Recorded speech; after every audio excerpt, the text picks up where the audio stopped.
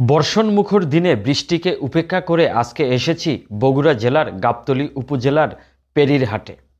উদ্দেশ্য মহান সৃষ্টিকর্তা পরম করুণাময় আল্লাহ তাআলার নামে কোরবানি করার জন্য গরু কিনতে।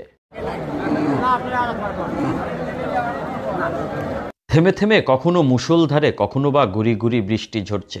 পুরো হাটের মাটি যেন কাদায় পরিণত হয়েছে।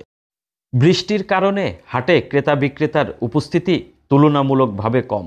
তারপরেও অনেক ক্রেতাই এসেছেন কোরবানি নির্দিষ্ট সময়ের পূর্বে তো পছন্দমতো পশু ক্রয় করতে হবে। আর অনেক বিক্রেতা তার কষ্টে এবং যত্নে লালন করা পশুটি নিয়ে বৃষ্টির মাঝে হাটে আসেনি, কারণ বৃষ্টির পানিতে যদি পশুটি রোগাক্রান্ত হয়ে যায়, প্রাণীটি অসুস্থ হয়ে গেলে সে তো সঠিক মূল্য পাবে না। তার শ্রম এবং ভালোবাসা দুটোই বৃথা যাবে। শেষ পর্যন্ত অনেক কাদা পথ মারিয়ে পছন্দমতো একটি গরু কেনা হলো। গরুটি কিনলেন আপেল ভাই। এত কষ্টের পর পছন্দমতো গরু কিনতে পেরে সে মোটামুটি সন্তুষ্ট।